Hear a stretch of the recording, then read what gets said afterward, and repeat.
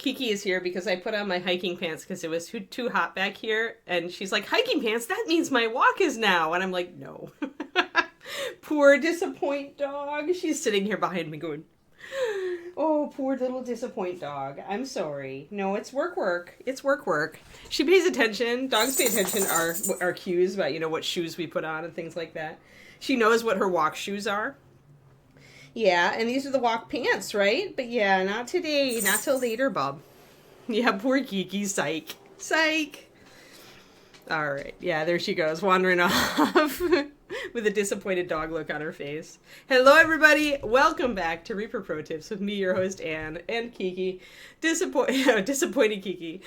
Disembodied Hands Quinty. Disembodied Beer John. I almost said disappointed Hands Quinty. And all of you. Yes, it's all around. All the big round world. Here we are. And it's Friday, folks. Yay! Sweet. It's been about a week since I started my new diet. Feeling good. Feeling really good. Let's see here. I do not need these colors right now, so I will put them back.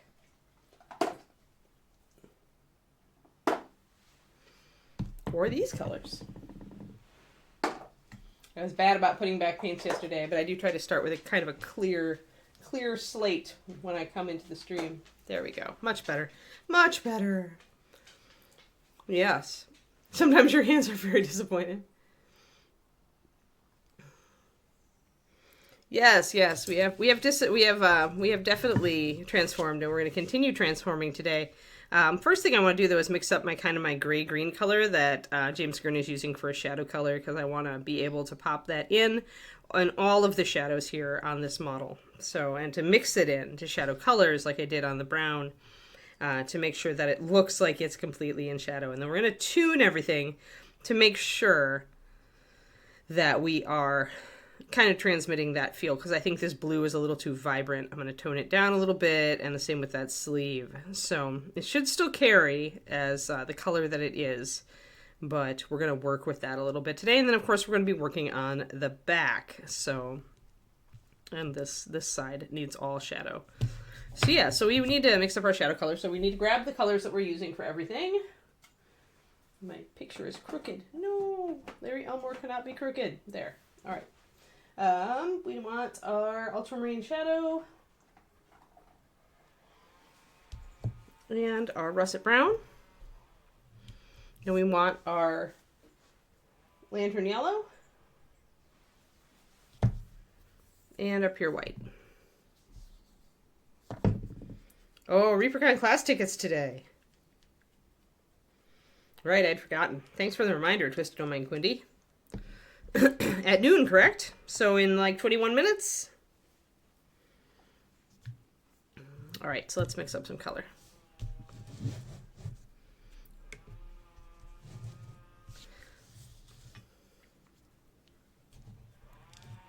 So obviously this time we're going a bit more, we're doing a bit more work on this than we did on, say, our halfling, right? The halfling very much was here's your underpaint with your white and your cool kind of bluish gray color, and then there's your glazing, and you're pretty much done.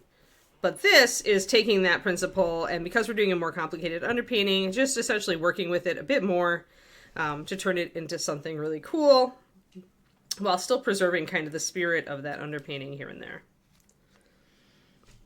All right, so first we want to mix our black, which was pretty much a half and half burnt umber, in other words, russet brown, and ultramarine, or an ultramarine shadow.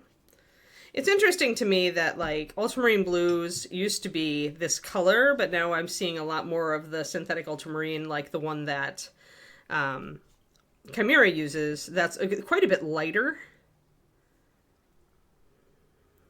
And obviously, if you read any of my, like, pigment thing that talked about, how different pigment, like the same pigment can be several different colors depending on how they treat it when they're creating it, because it's a chemical process. So if you do different amounts of heat for different amounts of time, or different types of grinding for different amounts of time, you can get essentially the same pigment, but it's going to be a different color. So I think it was the one where I did different red pigments that are used. I may have also addressed it. I think I did a blues one. And this is in the Patreon. It's going to be in the, I think it's in the $5 tier. Might be in the $10 tier, but I think it's in the $5 tier. Usually all my color and pigment stuff is $5. But anyway, it's very much the case that this is why the numbers, the pigment system that Chimera uses when they give you the pigment for the paint, it isn't necessarily as informative as you think it is, because a PR7, which might be a naphthol red or whatever, might be any number of different, like, and naphthol can go to any number of different, like, kind of shades. So sometimes you've got red, this same red pigment could be like a purpley red or an orangey red, depending on the treatment. But I like the original kind of darker ultramarine color. What the one in the Chimera set is good for, however, is kind of what they use it for in manufacturing, which is if you add a tiny bit of it to your white, it will make your white look brighter. Hey there, Roger. And green users. So we're mixing our black, so just mixing those two colors together gives us kind of this dark off black. I'm going to pop some of that over here and add some white to it. This bottle of white is almost dead. It may be time to retire it today. There. Yeah, it's really close to dead. Like it sucked out air after that. I think it's about done. And then when we mix that, what we get is a greenish color that's very similar to the color that Gurney is using for his nighttime shadows and highlights. Hold on. Let me grab up our usual reference.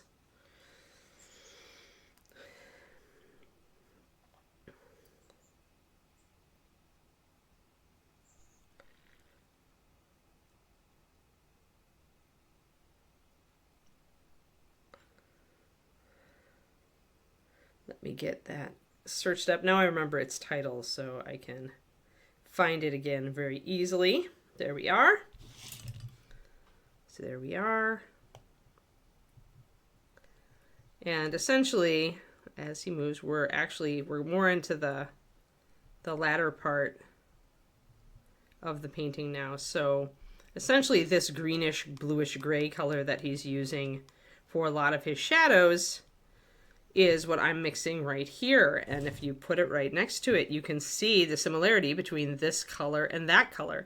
And it's really just his base black mixed with a little bit of white. And then where you see it go a little greener, like here, that's where he's mixing a little bit of the light color, because essentially the light is over here and it's reflecting onto this surface. So otherwise though, he's using pretty much this color. And it's just really his shadow plus white. So it's very simple color scheme, very simple paint job. It's very limited palette, which I love.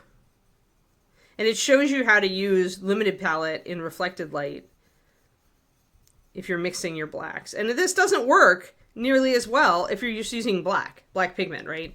I talked a little bit about that in the video I put out yesterday. Hopefully some of you watched it. It's going to be for the YouTube, and it is, but of course on Patreon, you guys get access to it first. Even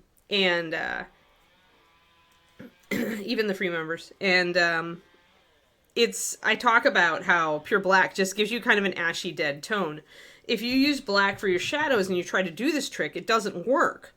Or it works a lot less effectively. Everything starts to look just dull and gray. So if you want that, if you want to go like the Gothic kind of painting where it's all shades of gray with like a few spots of bright color, you can do that. That's a thing, right? But if you're looking for more of this type of approach, you want to make a complex black, because then when you are adding in your white, it's going to essentially shift to something very interesting and not boring, not dead, not ashy.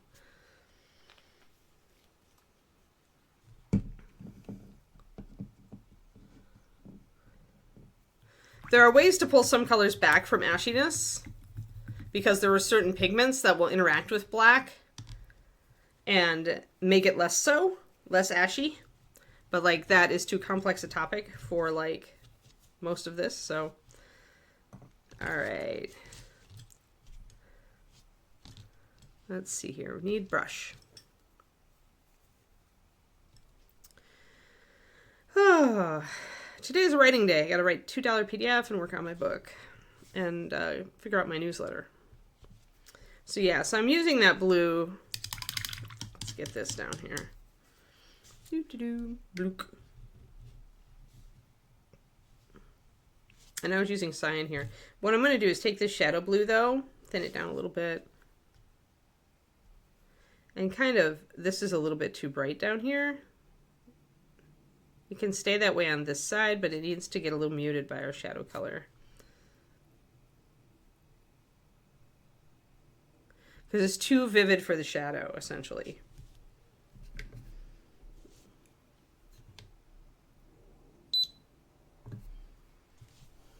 So I'm dulling this blue down. You can still see the hint of blue, so you can see that it's different from this color and this color, all of which are in shadow, and this color, the red.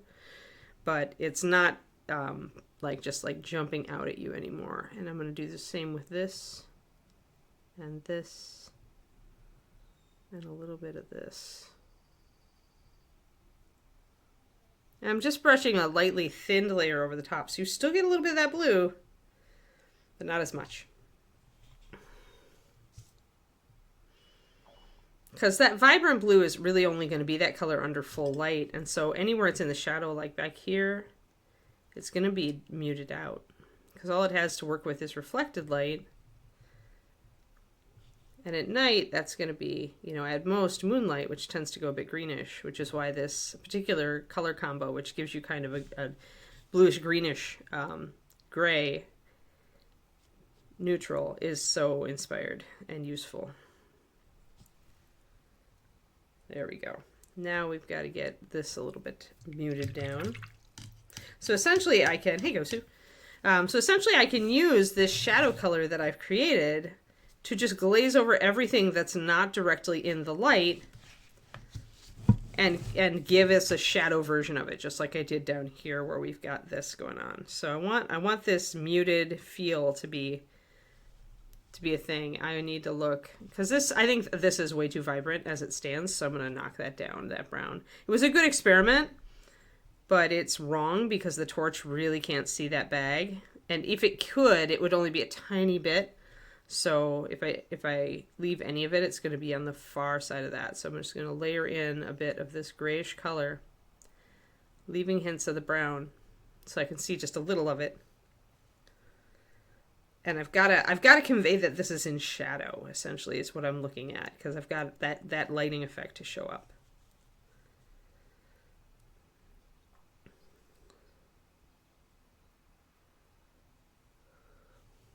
"11 minutes to ReaperCon class tickets going on sale. Round 2. 11 minutes. Or less than 11 minutes, probably. Is it 11 minutes or is my 10 minutes? 10 minutes. My phone is more accurate than my computer time. I am going to go and mix kind of a half and half here. I want a darker version of this color. So I'm going to grab a little bit of both and mix a darker, this one.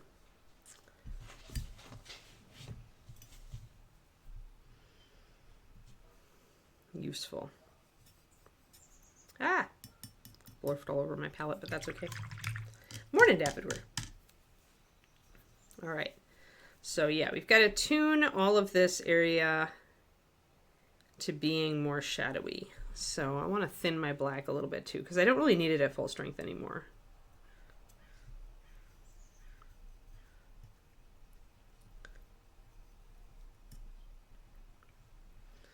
And thinning it down means I can layer with it. We can get a little bit more dramatic with it too. We can channel Luca.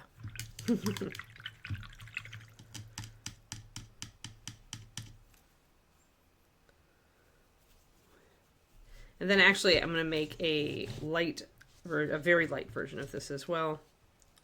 Let's just take some of that. For the 4th time right now. I was wondering, is that model he's working on actually naked? Like, I couldn't tell if it was topless or not. And I wondered about the Twitch rules around that, if it was.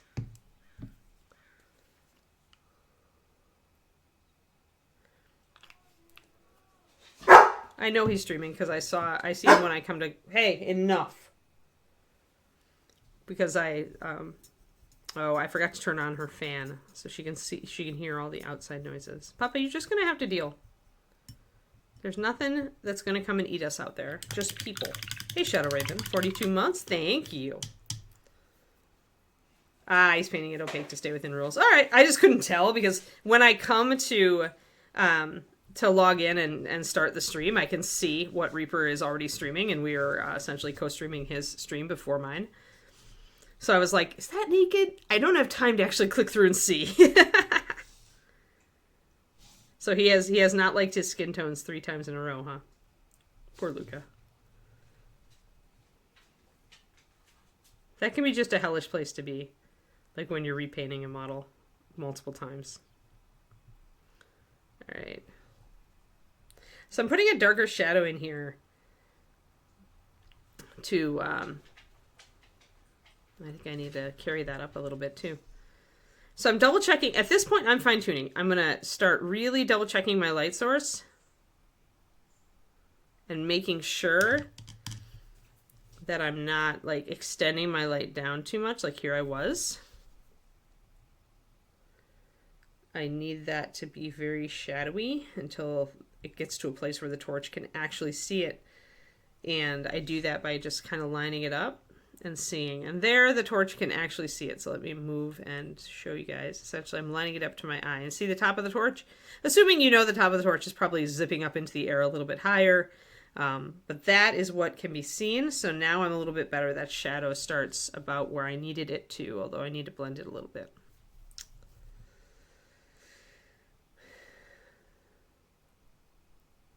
Oh, not good.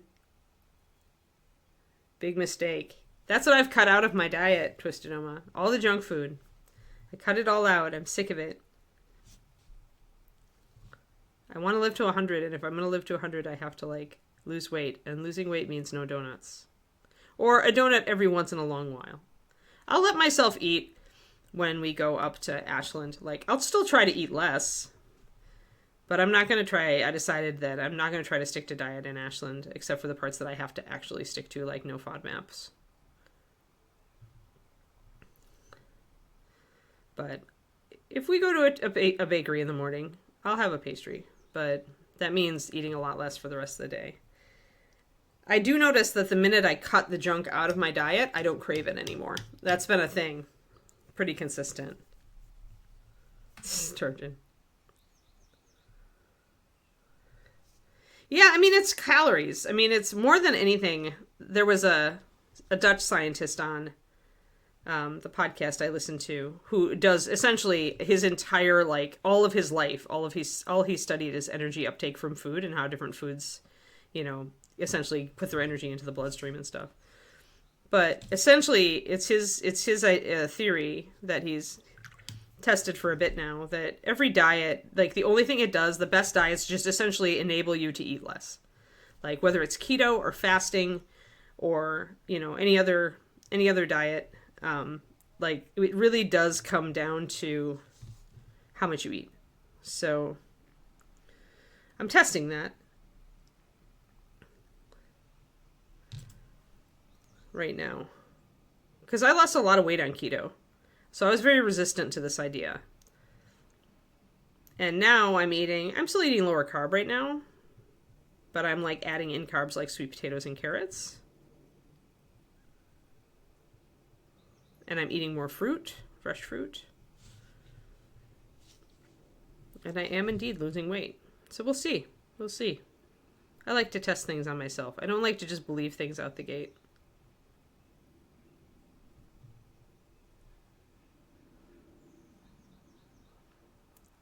But giving myself donuts every day was definitely not helping. Yeah, carrots have carbs in them. They're sweeter, right? They're not huge carbs, Pendrake, but they're a starchy vegetable. Most root vegetables are a starchy vegetable, but it's still complex carbs. It's not a simple carb. Simple carbs are things like, you know, sugar and white flour and white rice. They get sucked up into your... although white rice technically depends on how processed it is, but yeah, they just get sucked into your bloodstream super fast, and They tend to leave you hungry faster. They don't give you any fiber and stuff like that. Carrots give you a lot of fiber and nutrients in addition to the carbs.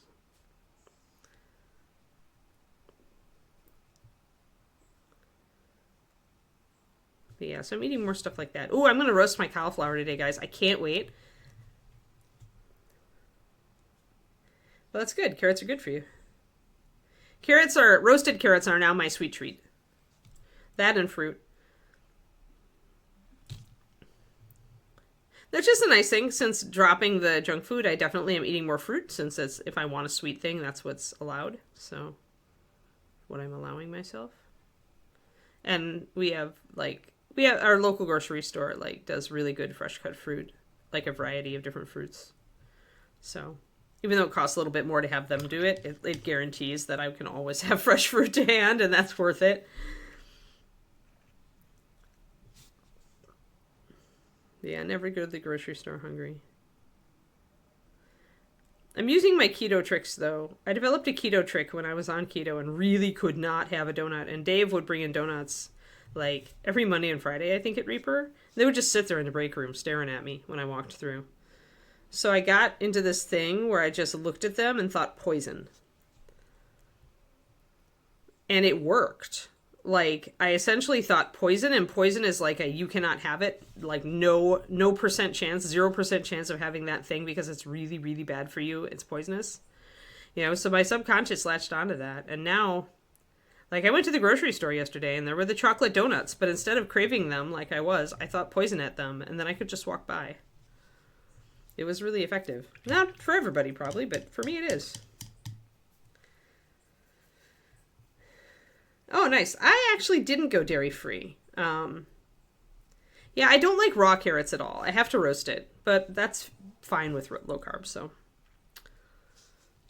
Raw vegetables are not my jam, with the exception of, broccoli, if it's got a decent, dip for it, or red bell pepper. But even then, I enjoy both of those things much better cooked, much more cooked. And they're more digestible cooked. And it doesn't impact the fiber. So I'm just I'm just going to do my thing then. So we're just painting some of this, again, muted color over the glove where the torch is not going to reach it. You can also just draw a line with your brush. You can see that thumb, we can see just that bit of it, and that's in the light. So we're going to continue with that. Yeah, I didn't drop. I decided I'm reading a book by an older runner, a person who decided essentially to get into the best shape of her life after she turned 50, which is kind of me. So, and she kind of details the diet that her nutritionist put her on, which is very, very paleo, which is very close to keto. But they do allow certain types of dairy, like my cottage cheese, which is, I eat the Good Culture cottage cheese, so it's like yogurt. It's got probiotics in it. Not fermented. That's not what I'm cultured cottage cheese. And then I also allow myself to have Greek yogurt. And technically a hard cheese. If I want to grate a little pecorino or Parmesan onto something, I can. I'm not a big cheese eater though, so I can see how. Nice. That's really good. Go, Sue. You go. Or seriously, yes, go. Sorry, the chat flipped up. Yeah, losing 25 pounds is huge. Isn't that just a huge relief off of you? That's immense. Good job. Huge kudos. Round of applause, please, for seriously, everybody. They deserve it. Sorry, I never try to never assume one or the other. I don't know why. Sometimes I get it in my head that one of you is a boy or a girl or whatever. And I'm just I don't know if that's even true. And so I try to correct everything to they. Some of you I know, but others I don't. So I'm sorry if I ever mislabel you. Sometimes it slips out.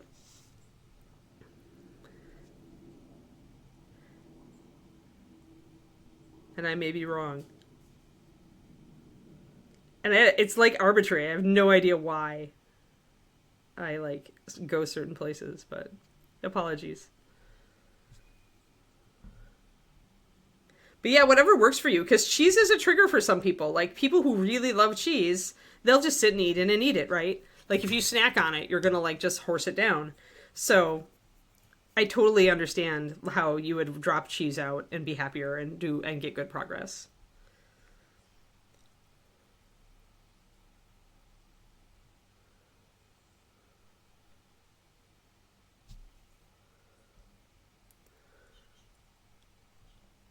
Yeah, it sounds fine, Twisted Oma. I was just giving you a poke. See, yeah, see, and like where cheese is for you, seriously, things like donuts and crullers and the stuff that Twisted Oma was talking about, those are my Achilles heel. If I even let myself have a little, then over time that amount is just going to grow because I'm going to want it more and more. And I'm going to try to talk myself into it. So I know that. I know that weakness after years and years of dieting and losing weight and gaining weight. I have learned that about myself. The other thing I learned is that I never go to bed hungry. So I will have like I have a treat that my the cottage cheese that I have, the probiotic one. They have a little one with pineapple in it, or I'll make my own sometimes and have pineapple cottage cheese with just fresh pineapple in it. But that's my before bed treat, and that way it fills me up. I find that if you go to bed hungry, that's just the death knell. But if I can like keep myself from being like hungry at bedtime, then even if I'm a little hungry in the morning, I'm okay with it. And that's funny. It was funny. I don't know when this happened where hungry started to be a bad thing for me. Like I started to get triggered by it. Like, started to buy into my body saying, "You're starving," when I wasn't anything of the sort. But so now I'm trying to kind of rewrite my body's reaction to hungry, that hungry is actually a good thing. And we'll just, we'll eat something in a moment, but we're not starving, Sometimes I have to talk to my body like it's a separate entity. Sometimes I feel like it is. You love cheese.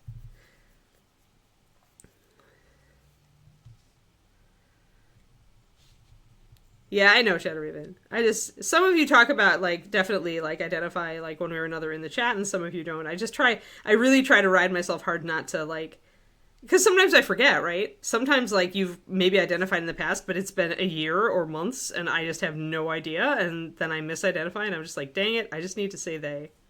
I just need to go for the they. Because my brain is not going to remember all that stuff, necessarily.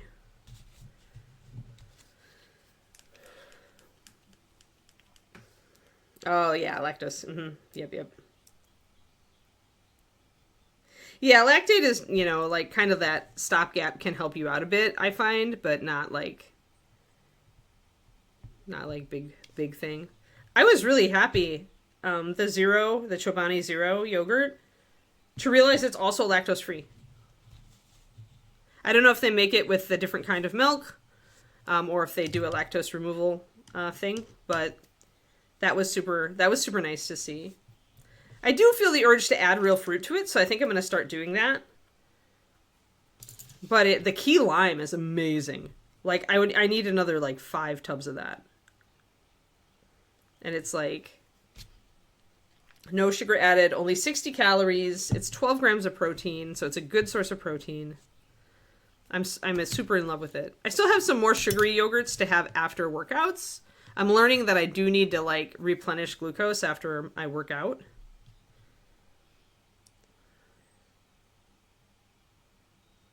Yeah, the hypothalamus. Yeah. Yeah, I call it, it is, and it's also, like, for me, it's an emotional eating thing, seriously, from when I was a kid. Like, I would eat when I was stressed, and I felt, like, safe and happy when I had sweets, and so that stayed with me to adulthood. And I know it's that because when I stop and I just imagine that, like, that urge as kind of a little younger me in my head, like, really craving that thing that makes her feel good, like, then it goes away. Like, either younger Anne, child Anne, is my hypothalamus, or my hypothalamus can be, shut off by accessing my inner younger Anne. I'm not sure which it is, but it's a really funky trick. Lost cheese time. Had autoimmune GI. Yeah. Lost cheese time now. See, the thing is that feeling hungry is good because it means that you're using your calories, right? If you never feel hungry, you're probably eating more calories than you actually need. But I definitely had an emotional thing around it, where if I felt hungry, I felt this kind of panicky feeling. And I had to really, like, unpack that. I feel like right now I'm in a better position than ever to actually make inroads on my weight loss. Like, I'm conscious of, my hang-ups, and I've worked through a lot, and I just feel like I'm in a good place mentally to do this. And being in a good place mentally for it is actually more important to me, I think, than any, like, kind of physical thing. I find that it's the mental that holds me back.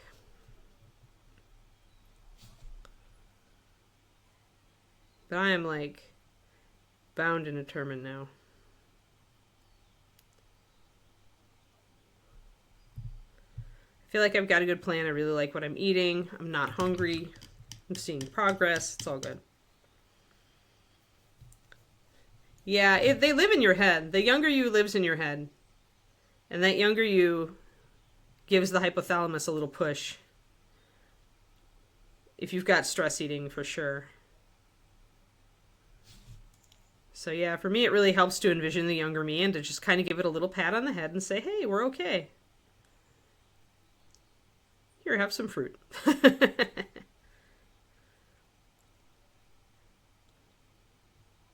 I'm just adding a little bit of this, like, muted highlight to areas that I want to be. Now you can see how this is all starting to read very, like, cool and dark. It's like we're getting that feel. I need to wipe out just a little bit of that brown.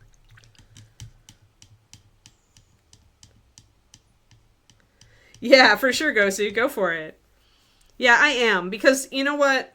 With all the... Because I want to live for a long time, and because I really want to have a high quality of life as I get older, I feel like I really need to start building that now. And I was very frustrated when I gained a little bit of weight back after my keto. I never gained near to all of it, but I gained enough, right? I gained 15 pounds. And that was during the pandemic, but I never lost it. And I struggled. And a lot of it was like just getting my life to the point where I had less stress. So I was less, there was less impetus for me to reach to sweets. And then also recognizing that my stress eating was due to the fact that I was stressing out and my brain remembered being happy when it ate chocolate. So now it wants chocolate, right? And just having that chain and understanding it and understanding that it's just a little part of my brain and I don't have to, it's not me, it's this little part of my brain, the hypothalamus or the whatever you want to call it. So I can't live a long, healthy life being this overweight. Like it will, maybe if I have great genes, then I can, but I don't think I've got great genes. So, because that's the thing, right? If you have great genetics, you could just throw yourself, like there are all sorts of examples in history of like overweight smokers, like living to 95, right? But I want to have a really high quality of life. I want to keep writing books. I want to be able to go out and walk. I want to be able to travel, maybe into my 80s. Like my folks still are. They're still going, like my parents are 77 and they're going to Germany, I think, in a month. So I guess when I started getting older, I really, the only good jeans you have are in your closet. Yep, that's how I feel. So since I can't just assume that my genes are going to get me there, that means that, if I'm passionate about it, which I am, I need to work on it now. And it's work, but, for the dream, for being able to be healthy and active as I get older and to have as good a quality of life for as long as I want, it's worth it. It's absolutely worth it. So yeah. I feel like it's taken me my whole life to just get enough kind of wisdom about how my body works and how my brain works to make it possible for me to have this shot. So I'm not going to waste this shot.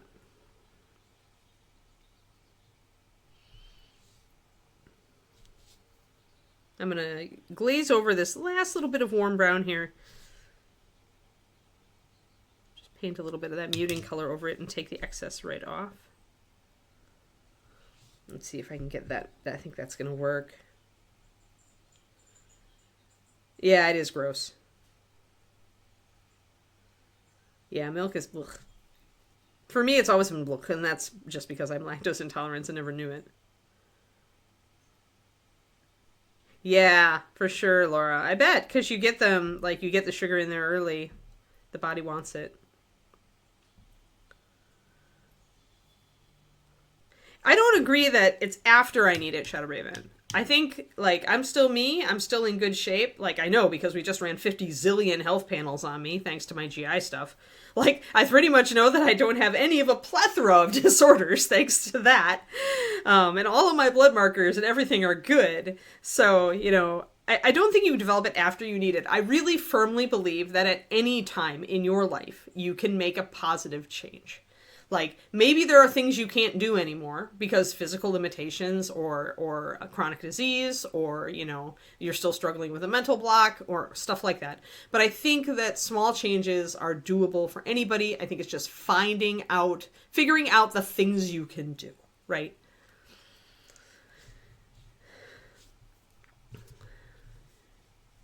I think that everybody's different on that rung, you know, as far as what they can do. I'm going to start taking down a shadow on the other side of the thumb here because it's away from the light. So I'm going to take my dark.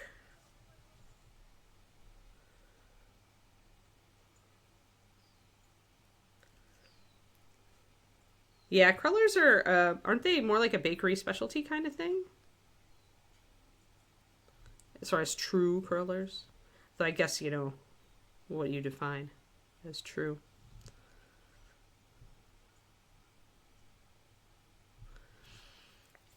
All right. I'm starting to really like... So now do you guys see how this has shifted? How when I brought down those bright colors and muted them out, and started highlighting the leather here with that greenish grayish blue, how everything now in the front here is looking in the shadow. And that's what I want, right? That's what I need to have. Now I do feel like I do need a little bit more black here. There's always a transition shadow between one light source and another. You'll see this on a face or on a person or on an object if it's next to a surface that's bouncing light up. You'll see the main light from above, and if you put a ball on your patio, you'll see the main light from above, and then you're going to see a shadow before you see the bounce light coming up against the bottom of the ball. And so this shadow here is that shadow. It's the shadow between my magenta light and the light above.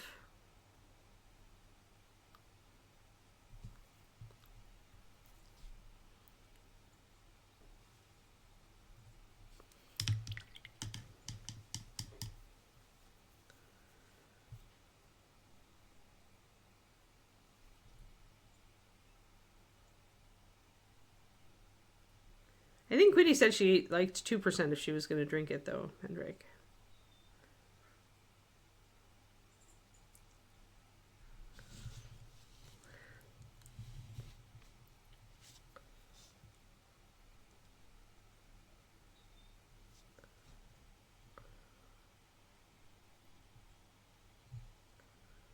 Those percents make a lot of calorie difference, too.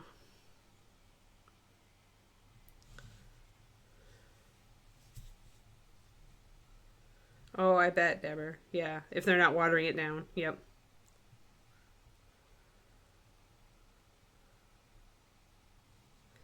We don't have any labels, or okay, there are labels on my supermarket donuts, but there are no crullers, and they're all just labeled as donuts of various flavors, no matter what shape they are. My challenge is going to come because I'm adding exercise in so much. My challenge is going to come when I start actually burning more calories and I start being hungry more. I'm going to have to really watch like how I'm fueling so that I can not overeat as a result of that. There we go. All right. Can you guys see it? Can you guys kind of see it? I think I'm going to also, the face is also too bright. So I'm going to take my color, because look at this. Like, this is all in shadow, so this side of the face should mostly be in shadow. So I'm going to thin down some of my color here and unload my brush a bit. And I'm going to bring in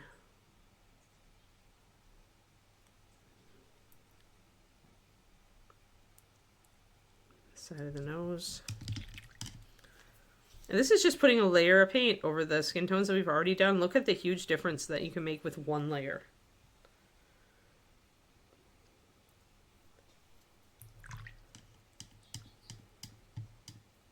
Oh, no. Nope. Heavy whipping cream is 100 out of 100. Heavy whipping cream is all just the fat from the dairy.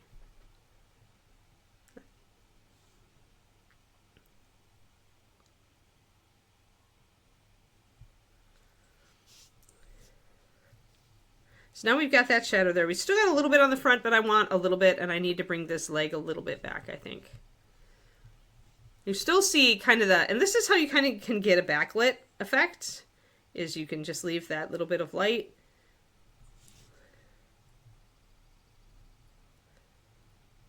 Yeah, there's no colors, but it'll say maple frosting, you know, maple donut, chocolate donut, you know. It does do a Boston cream, but I don't remember what it calls it. It doesn't call it a Boston cream. California just thinks donuts are donuts, I think. There is no donut culture here. It's very uncultured. We're very, very uncultured here in Silicon Valley. We have no donut culture.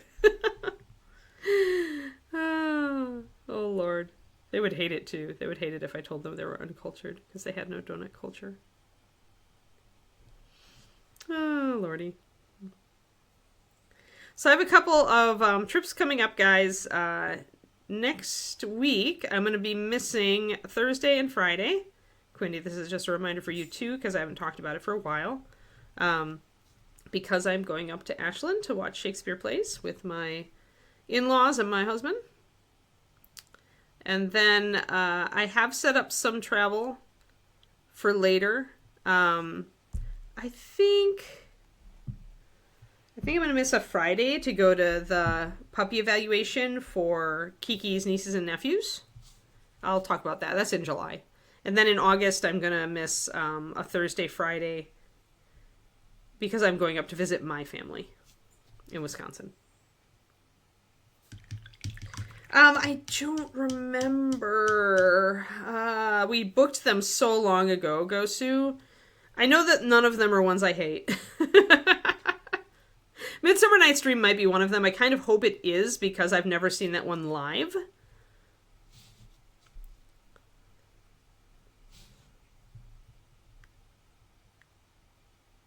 I'm just going to mute out some of this right here.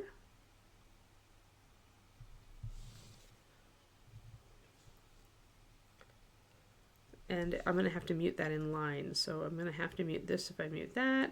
I need to make sure that I'm following the light down the figure, down the edge of the figure here.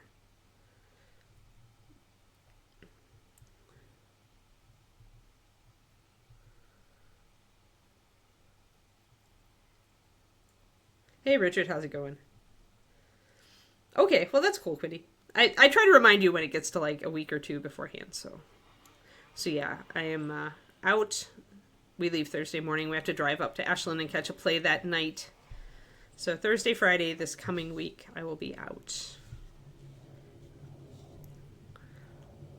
I wish I remembered all the ones that we were going to see. But I have totally slept since then. So now that I've moved my shadow a little bit this way, that means that this black part actually has to move up there. Because again, that's my transition shadow. Needs to be on that line.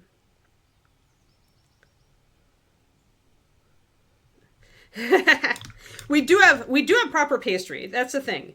Like, and it's the weird thing, Laura, is like we have beautiful patisseries here. Like Midwife and Baker is like 5 blocks from us. David walks there to get his stuff. They are a real patisserie. They're amazing. They get awards in California for their stuff. They got like runner-up best croissant in like California. Like they're very, very good. Like I am spoiled. I don't eat pastry anywhere else anymore. But donuts are obviously considered the poor cousins of pastry. They are relegated to donut shops and supermarkets. And there is like a very little, like, there is just very little donut culture pride out there. Yeah, not donuts. Donuts are like second-class citizens. I don't know. I'm just like, you know, because yeah, I grew up, and yeah, they'll have an apple fritter here or there. But like, there's no pride. It's just... Come on, people. I don't know. It's some weird culture thing I'm not like up on, and I just don't understand it. Donut culture, man. It's a thing. There are so many improper pastries. Anytime you eat a pastry and have that mild feeling of disappointment, Richard, that's improper pastry. I get that a lot if I don't eat good pastry. But now that a pastry is completely dropped from my diet, except for special treat occasions.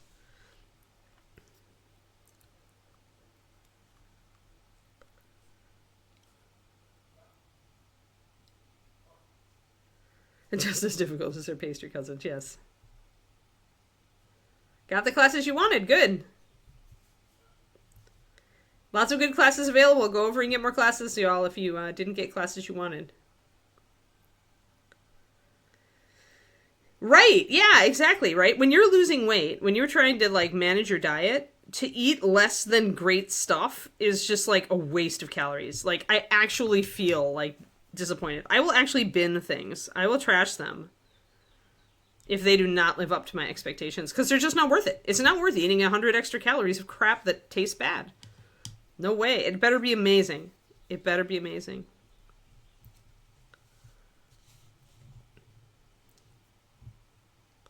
All right, so I feel like we're much more in... I'm going to back up. Actually, let's do a trick. Can we do a trick? Do I have something around that will do this trick? Maybe my phone face. So the real thing with lighting effects is to throw a black backdrop on it. Oh, but that's going to bleach it out. Let's see if I can still get my palette in here. Okay, palette. And to see if you can see the light. Like if the light makes sense and the shadow makes sense with a black backdrop. That's why a lot of people take pictures of their OSL pieces with a dark backdrop, by the way, is because it makes the OSL look better. So what will help us is if we actually do a bit of the base and paint in a bit of the base in the same colors.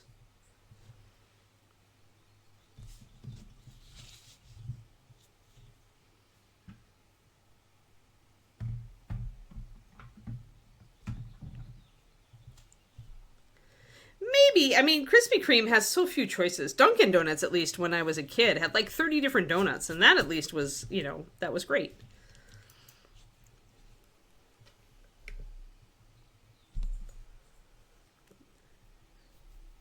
Got all the cheese you want. You are cheese.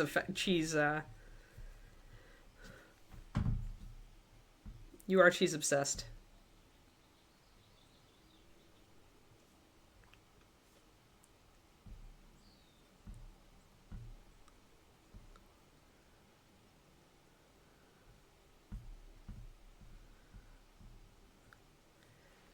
Super disappointed. Has it gone downhill? I know that they were having issues and they closed a bunch of locations.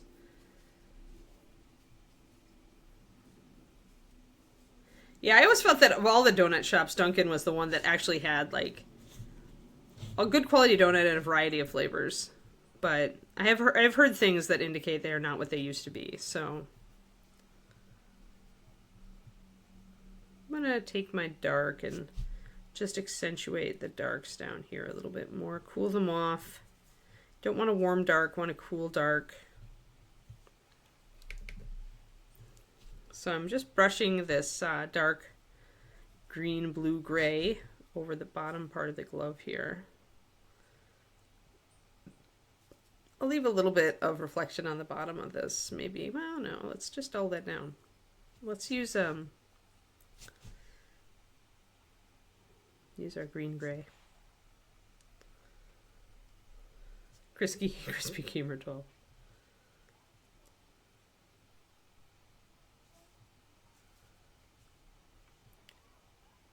Yeah, what was the donut? There's a donut shop in one of the airports Bridget and I went through when we were... Where were we when we were flying back from a place? Must have been a puppy evaluation. Or no, it was the National. It was the National. So when we flew back from Denver, Denver had, what was it, Death's Head Donuts or something like that? It was like, something like Death's Donuts. And they were a gourmet donut shop. And they were amazing. Like, I got a donut from them. And it was an amazing donut. Voodoo. Maybe it was Voodoo Donuts. Yeah. That was a good donut.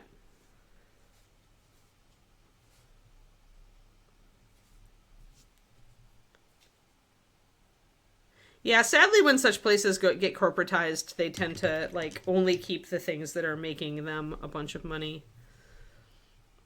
And not the cool things that made them unique. Just gonna do a little bit cool down here. Yeah. So I'm cooling down these fingers and keeping them warm up top.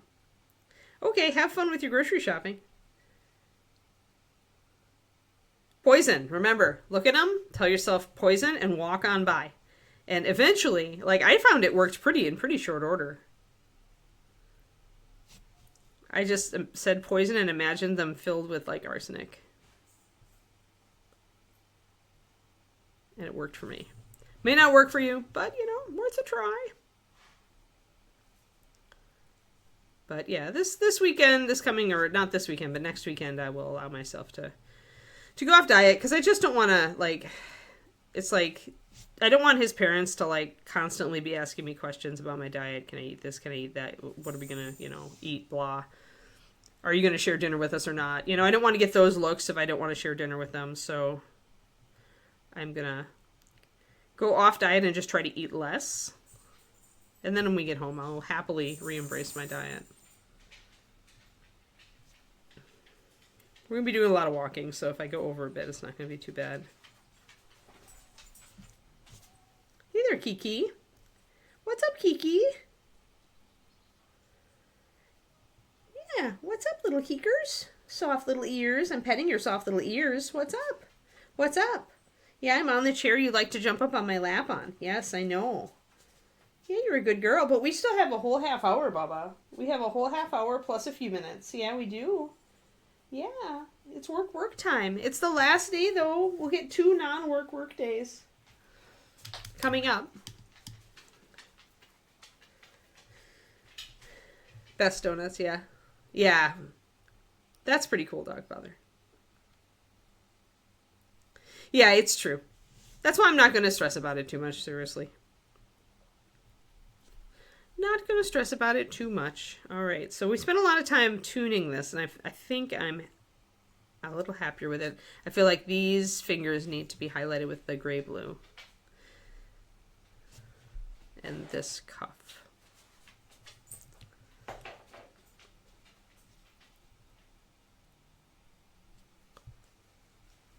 A little bit less.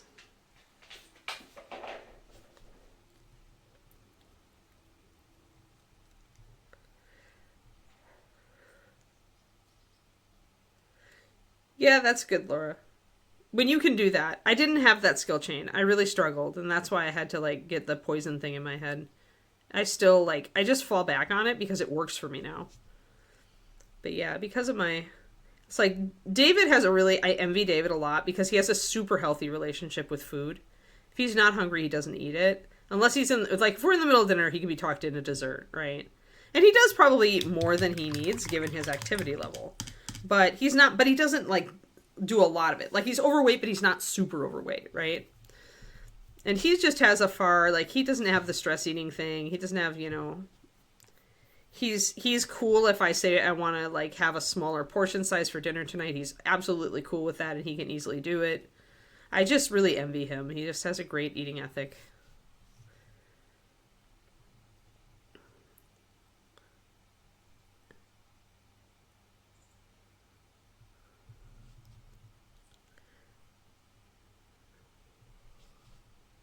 So we're just, like, bringing in some of that cool color again to bring up that area.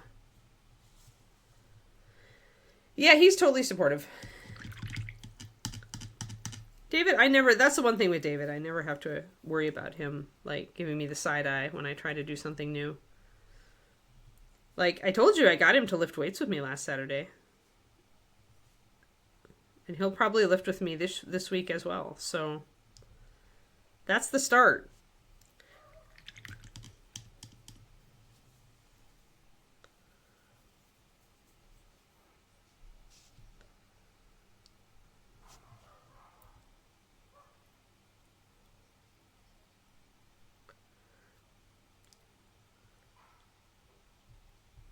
I'm going to go run at the track tonight, and I'm so excited because I managed to, I iced and did exercises out of that pain-free book, if any of you remember that book. I did exercises out of that and iced my shin yesterday, and I managed to totally take like a walk with like fast walk segments in it last night, and today it feels great. So I think I'll be able to actually, I'm going to keep my running down to just like kind of the really shuffle run, but just so there's less impact on my legs, but I'm excited. I'll go to the track. Yay. It's Fridays and Sundays, I think, are going to be my track days. And I'm going to just work on intervals. And I got the little timer thing. Like, oh, it makes it so easy. My gym boss. I set it for 25-minute run or speed walk right now, and 20-minute walk, so that I can slowly start building my speed and my endurance instead of 15-15. And it's nice because it just like you set it and then it just beeps at every interval, or since the beep is pretty loud, because obviously people like to wear their headphones is what I think, so like they're wearing their beeper up here and they've got their headphones in, but they can at least hear the beep through the headphones. But it also does a vibrate, and I think I'm just going to put it on the vibrate because I wear it on my waist. But it'll just vibrate or beep at the appropriate time, and then you just shift up to a run or you go down to a walk, and it just like, and it'll go like 99 cycles, so it'll go for a good long time. I think like 3 hours on one program, and you could just restart the program once it's lapped out. So yeah, super cool. So easy. Such a nice little, made in the USA. Such a nice little tool for building up my running stamina. Doing the run, walk, run thing. And as I lose weight, then I'll let myself do a little bit more running.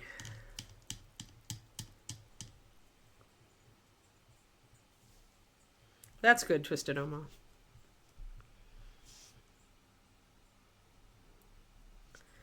I don't think sweets do you any favors when you're older, unless you're really trying to gain weight.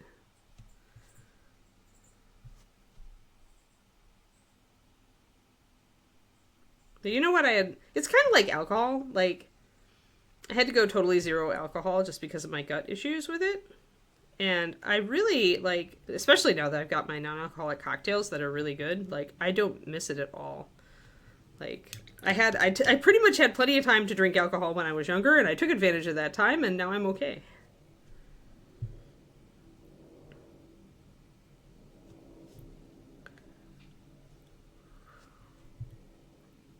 I'm going to darken this down just a little. So yeah, we're just tuning. We're tuning and tuning until we can really see the shadow and the light.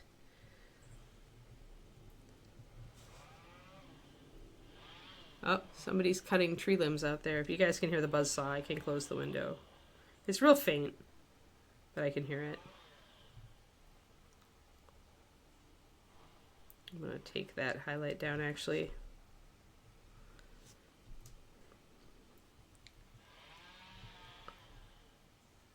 Sometimes I like reinforce a highlight and I'm like, no, it really shouldn't be there.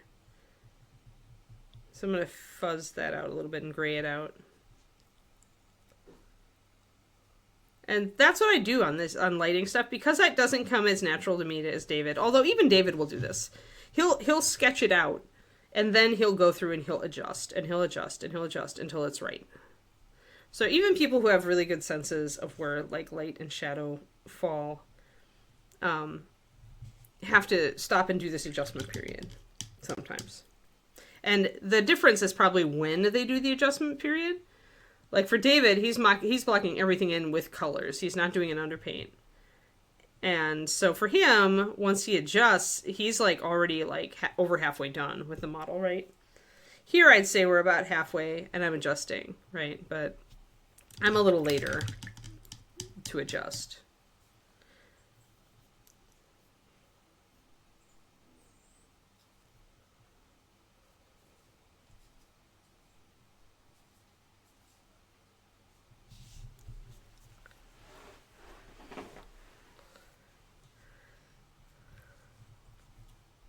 Yeah, I think I'm just falling out of love with treats that can kill me.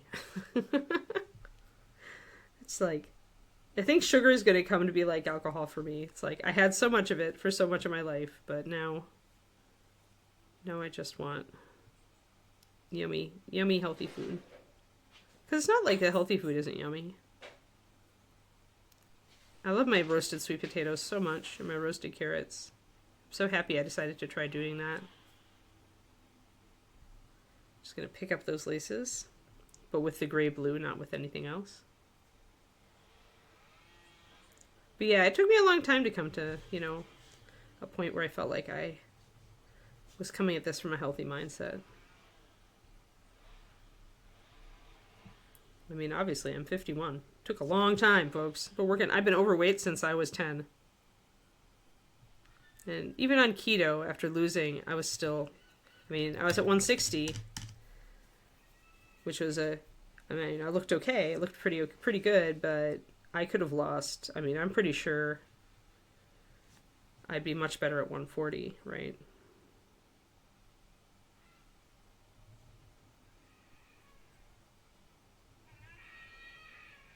That was a weird bird cry. What was that? What was that, Bubba? You heard that bird too, huh? That was a weird sounding bird.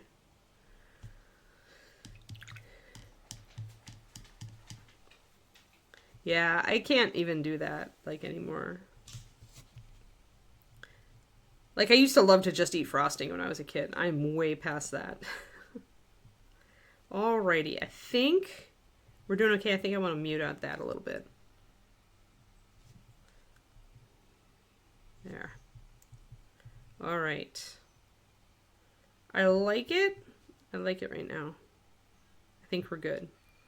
Alright. Looks like we are going to get some time to work on the back. Man, oof, that yellow. So strong. So this needs to be muted out. Because really and this will need to as well. Because as the light goes away from the torch, it's gonna be muted. So the next thing that I'm going to be doing is as the light gets away, like over here, I'm going to make my highlights less bright than they are right here. And I'll probably use my normal color here to mute this because a red-orange, putting a blue color over the top of it is going to mute it. Yeah, I think so. That was a weird bird.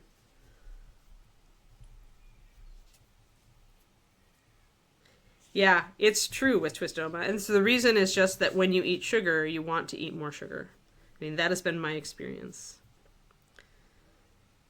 When I dropped my sugar, part of this diet was dropping my sugar super way low. I let myself have my creamer in my tea in the morning, but that I lowered it to 2 tablespoons and I don't otherwise do sugar. It's like fruit. I have sometimes after a workout, I can have a bit of sugar. I can have the yogurt with the fruit in it, with the fruity goo in it that I like.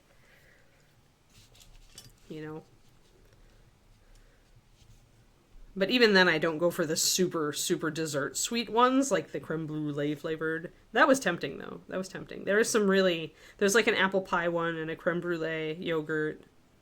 I forget which company does them, but they're obviously just like a candy bar in a yogurt cup kind of thing.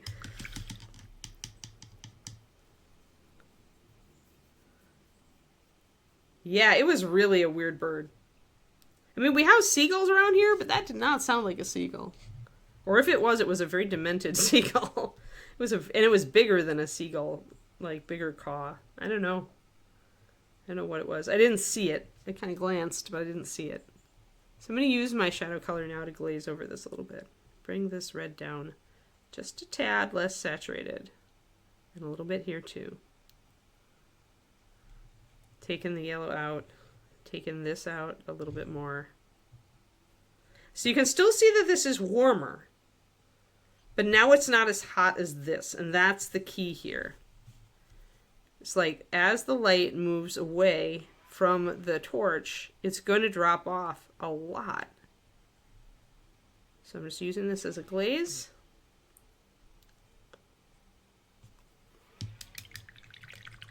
And I'm making it dim as it goes down. So that, I don't have to do anything else. Like I don't have to mix a new color. I can just use my shade color to drop this intensity down. And now we're really starting to see it. Like the sword is the thing that's the brightest now. And the yellow rim here. And I have to drop that yellow down a bit. And this also is a bit much. Unlikely to be a pelican. We don't see them here, Pendrake. We're too far from the water. We'll see a few seagulls, but only a few. And only because there are excellent garbage bins around here, I suspect. Oh yeah, any processed food.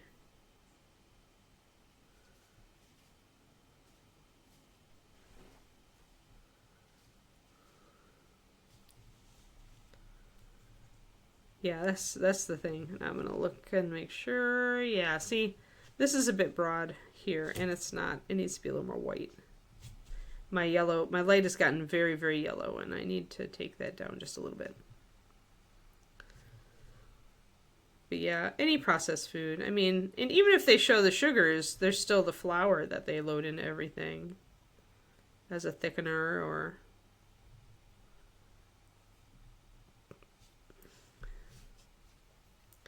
So I'm just going to tone down again that little handle there. I think that there's maybe a tiny bit of room for that to pick up light.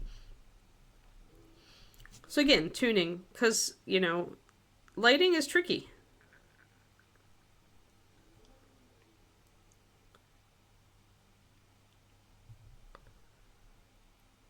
And getting it right, sometimes you have to double check. Like, especially if you're just starting out and you're trying to figure out what light looks like.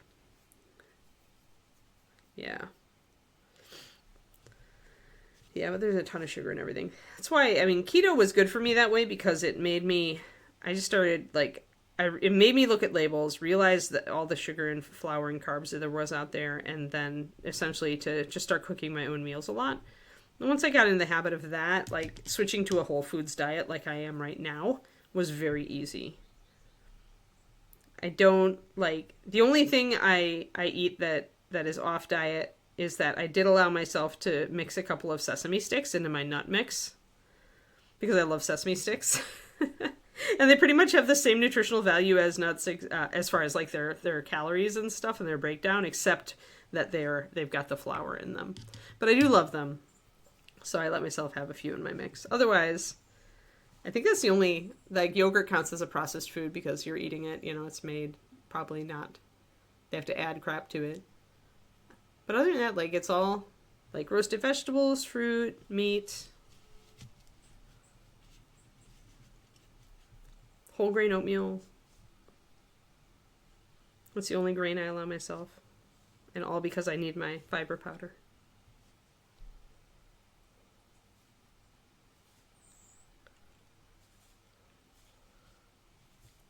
Yeah, that's why I tend to look at the carb count. Look at the grams of carbohydrates, it'll tell you. And it does say on there, it says sugars on the nutrition label. I feel like putting like teaspoons of sugar, like a little icon to show you how much sugar something has on a label just wouldn't work in the same way that having calorie counts at fast food restaurants hasn't worked. People just ignore them and don't read them. People would just ignore the little sugar thing. The fact is that, like, you can't, like, force people to eat a healthier diet. They have to come to that on their own.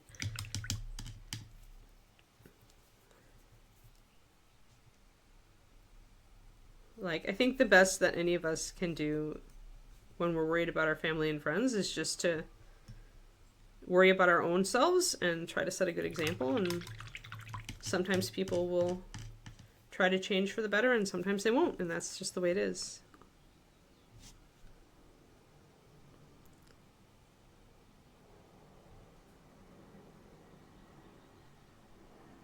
That's why I don't ever nag David about working out. I'm like, do I wish desperately that he would get more exercise?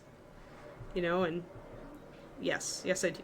But at the same time, I won't, like, nagging him isn't my job and it won't work anyway. Yeah, people have to read them. It's the same thing with the calorie counts at fast food restaurants. They just don't. They choose not to. All right. Let's grab some of this and start getting the blue. We've got to remove this blue or paint over the blue with our blue-gray and mute it out a little bit more. The intense blue is still underlying a lot of this, but it's just we're not allowing it to peek through except in areas where it's appropriate. Hey, Slayer. He does, but he doesn't get, I mean, yes, he does get more exercise than average. But average is a low bar, Shadow Raven. And he admits that when he bikes to work, it's all flat around here. There's no hills. So he's not, like, working his muscles very much, you know? And he's not like, it's not like he's biking at work super fast. Probably the best thing he does is that at work, because Google's, like their floors, their like big workrooms are so big, he actually gets a lot of steps every day. Walking around to talk to all of his team members and like check on stuff. So no, David is not like a complete slacker. The biggest thing I wanted was to get him to do some weights training because resistance training is like your biggest buffer as far as preserving your health and being able to do things as you get older. Any resistance training that you can help. Like even you, like Twisted Oma, when you were hauling around your oxygen thing. But that's, I mean, your doctor's probably right. It's good for you, right? It's a pain probably. But any resistance that you can get helps you, like helps. It's just a really big health benefit.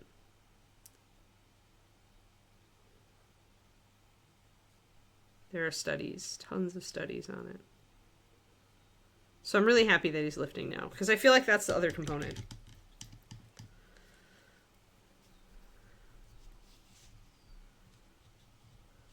That David was missing.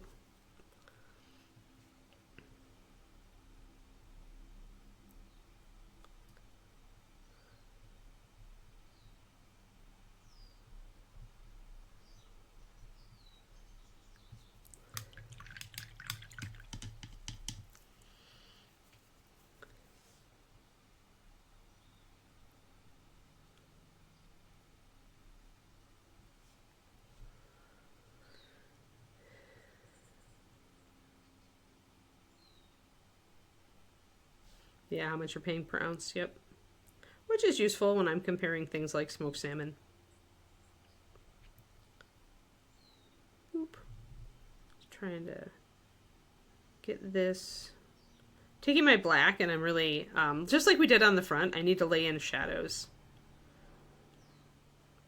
There's a big shadow under the arm here, so I need to black this in probably. Black this in, black that in, black all that in.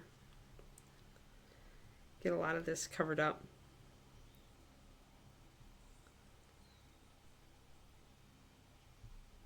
But yeah, like I said, David's got a very healthy relationship to food, except for his pastry addiction, which I tease him about a lot. And he does get more exercise than the average American. But yeah, but he doesn't get as much exercise as the average European, for example.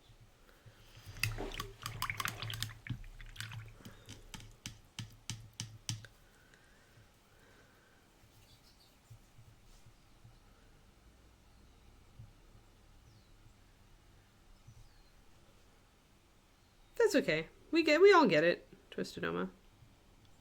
When you say something, we speak, Twisted Oma. We understand. All right, so now it's time to really darken down the boot. We want to put first a brown filter over it and then darken and glaze that down. I don't think that heel needs that highlight. I think I was just getting silly before I had my gray. So hold on, let me block that out. Let's grab some brown. Just some straight brown here, russet brown. I'm just going to do that glaze because I want to get this back of this boot to look like this boot over here. Yes, we speak you.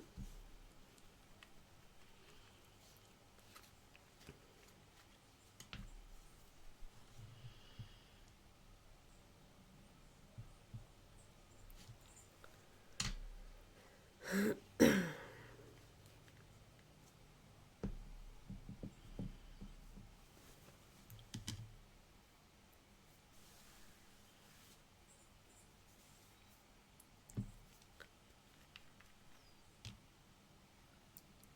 going to thin down this russet brown about 1:1.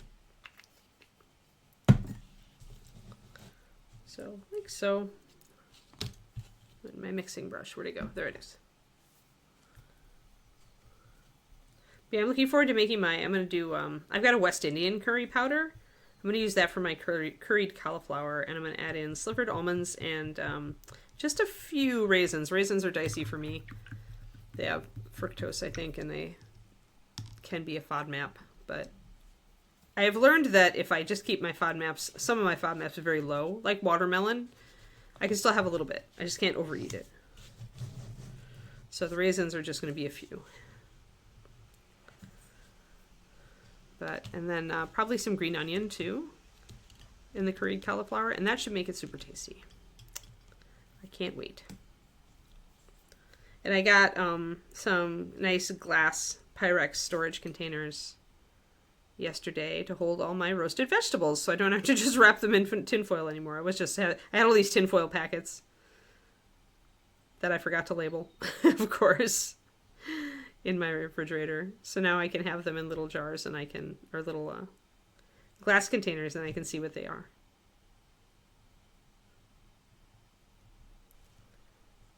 All right, so I've got that brown feel on there now. I'm going to actually pop that down here as well. So I'm going to gray out this color a bit. Want it to transition pretty well through there, and that looks good now. I still get a little bit of that blue underlying, see? Just a little. Get the back of this for the same thing. And the back of this boot actually really needs to be blacked out. Oh no! Oh no! Smite the Crowley.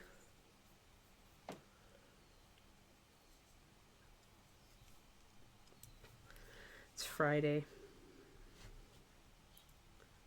So I'm going to black in the back of this boot a lot. No brown or anything, because it's way back here in the shadow of the cape. You really won't be able to see anything in this light. Just going to make sure I got all the underside of that too. Okay.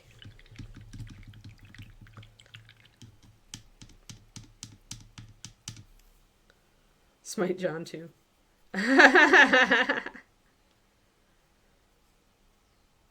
You provide a valuable service. Oh, Lordy. Don't let Quinny find you. ReaperCon this year. Oh, Lord. Oh, so funny. So funny. So funny. Okay, so boot. Yay, boot. Okay, now boot. I gotta look at how I did this one. I brought in a lot of the dark for the shadows. So I'm going to get my black. I need to thin down my black just a little bit more.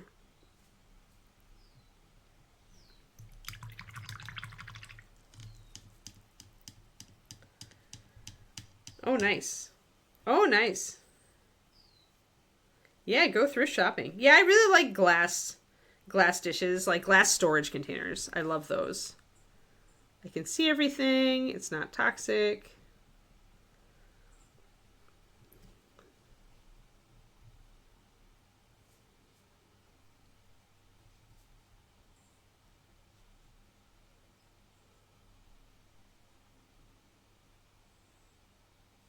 It's not plastic. I really like our glass storage containers. We needed more anyway, so I can just use these for my roasted veggies. But yeah, I'm going to make the curried cauliflower today. Going to make another batch of spicy sweet potato fries, which are actually very good cold. David was surprised. He's like, those are not bad. he was expecting not to. I could tell. He's like, can I have one of those? When I had them the other night. He was surprised. I actually really like cold roasted vegetables.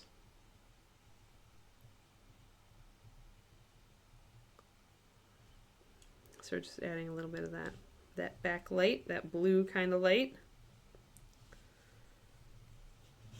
Leaving the hamsterling. You can't do that every year. Yes. Right. Yeah, that's fair. I mean, you definitely like you had a fun year last year and that was good, but I could see how it'd be a lot when you're used to having, I mean, even with Kiki, when she was younger, it was a lot to have David like go to ReaperCon without me that one year when she was still a puppy. Oh my God. It was really hard. And imagine with a kid, it's even more. But it was very nice of her. She's a saint for letting you go that year. But I get it. If we can't see a Crowley for a couple of years, then we can't see a Crowley for a couple of years. How old is the hamsterling, Crowley?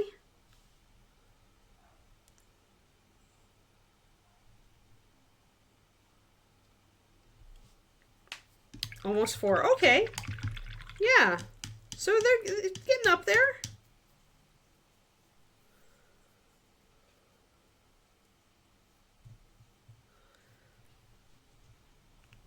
Because I mean, at Paint Club, we had a family that always like started bringing their girls at like age 5 or 6. Given they have very limited attention spans at that time. But you could probably like bring them when they were like 7 or 8. And some people do bring their little kids. I don't know. I guess it depends on your particular kid and how high maintenance they are. Just like with particular dogs.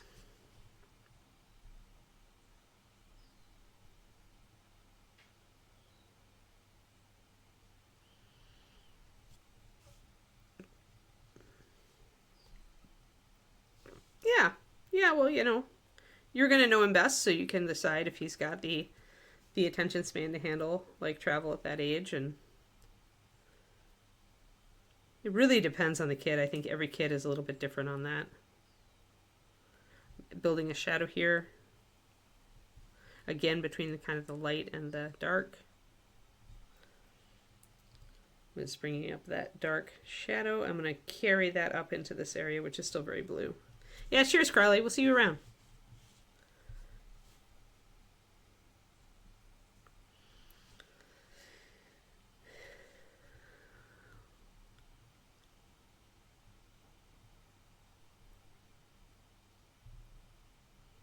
And again, I think I want to put that brown over this pouch, right? So let's get that on there. Oh, we still have that paint out.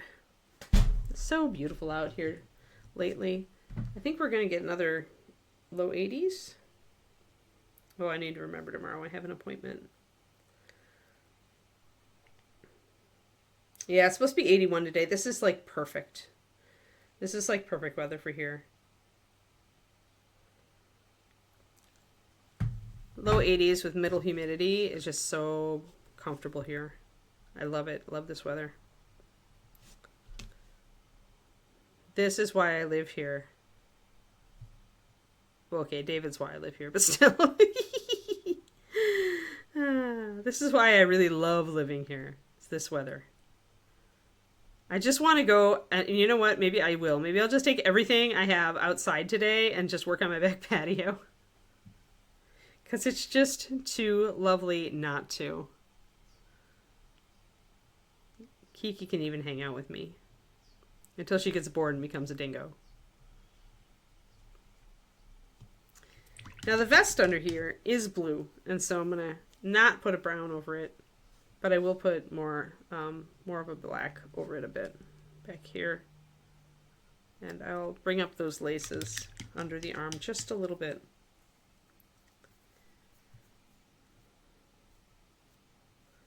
Oh, nice Trashorama. Yeah, I haven't seen it. Fingers crossed.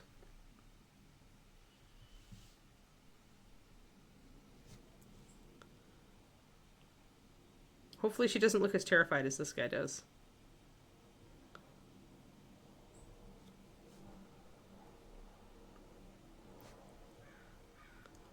I'm just going to get a little bit.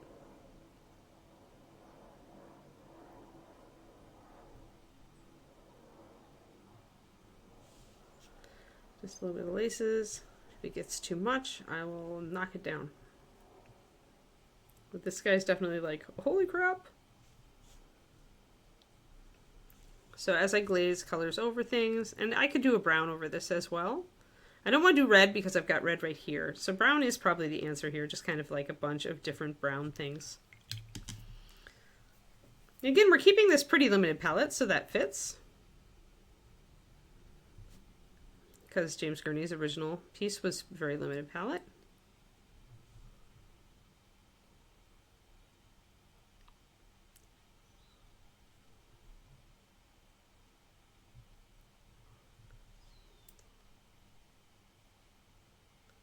Now, because we've got that orange light that's still so vibrant, doing that brown glaze over there is going to give us a really warm result. I'm not convinced that I need to keep that. I think that it's really in the dark, so I'm going to, this is not proper, so I'm going to take it down a lot.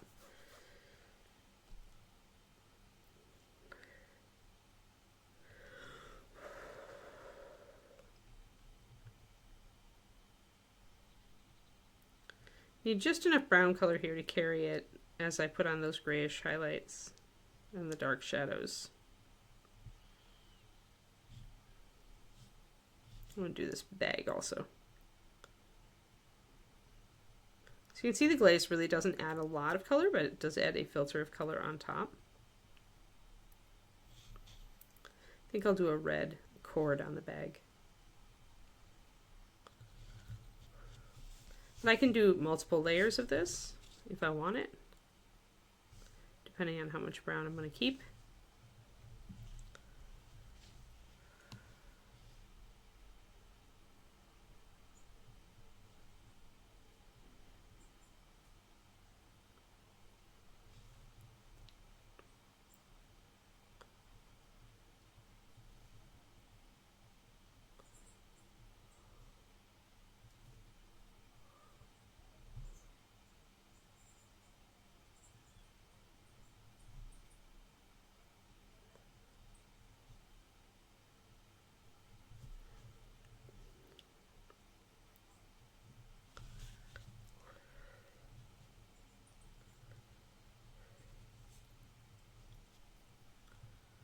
So as I add this brown, you can see how the blue starts to block down to that black color, right? Naturally, I didn't even have to do it. It's just if you put enough of that brown over the top of it, it starts to go black. And bring it in on this too. I'll be doing a bit more of a black shadow here as we wipe out more and more of the blue.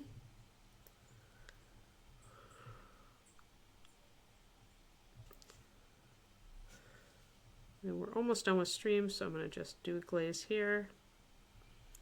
Keep my brown glazing going. I haven't decided for sure on this shield. I could take it red. There's like different, it would just be, I almost should take it blue because the blue there. That could be more interesting. And maybe with a symbol on it. Right now I'm just kind of blocking it in just to do something with it. But I could still add a color here. That way, I don't want to make it brown because the bag is going to be brown. So I either need to make the bag blue and the shield brown, or the shield blue and the bag brown. I think probably blue makes sense on the shield.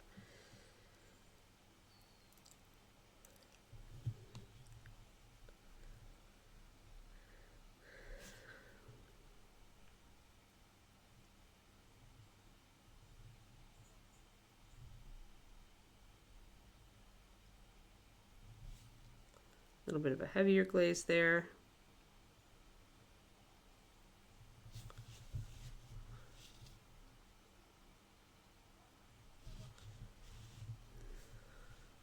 There we go.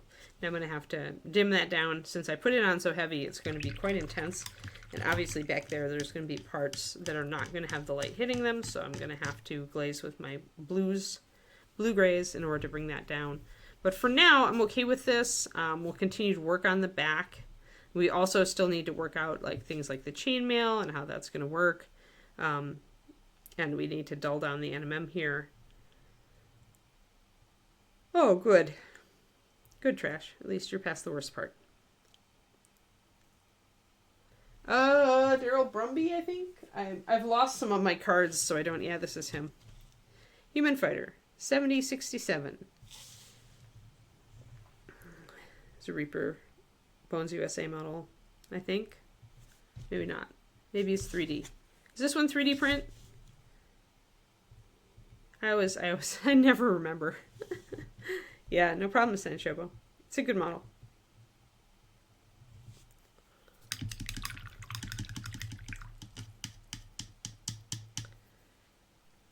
Okay, guys, I think that's about where I'm going to wrap it. We have a lot of work to do on the back still, and a lot of work to do on the sword.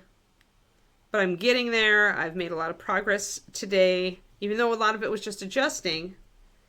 We can see the lighting more. We can see that the front of the model is in shadow, but you can still get hints of color here and there from reflected light. And we've dimmed down the light as it moves further away from the torch, as it should be.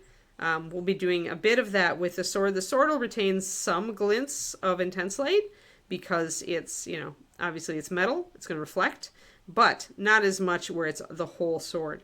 So, yeah. He's Silecast? Okay, cool. Thanks, Quindy. Alrighty. Yes, thanks. You're welcome, Roger. Yeah, I will be streaming tomorrow. I'm glad you are, Chromatic. Awesome. Yeah, I like this model a lot, too. This has been fun. I like doing the weird, the underpainting and the funky, designing it along with, like, James Gurney's pattern has been really, really fun. I will be streaming tomorrow on my own stream at twitch.tv/paintingbig. We'll be doing that around 3:30, or actually 3 p.m. Sorry, let's do it. We've been starting a little earlier. I think I'm still gonna... We're probably gonna be working on Dragon. We did his belly last time, but I still have a lot of these scales, the little scales to get done, and just some double checking on the rest of him. We're getting really close, though, to like working on his plinth and stuff. So, Dragon time tomorrow, guys. Dragon time. We're getting so close. So close. I want to finish him. And then I can go back and finish Christine's model, and then I'm ready to start new stuff. So exciting. All right. You'll be there. Yay, Quindy! I'll see you. Reaperland will be on this afternoon at 3 p.m. Central, so unless something changes, we'll see you then. Yeah, 3 p.m. for Reaperland, and then the next day, 3 p.m. for my stream on my channel. Excellent. An excellent time frame.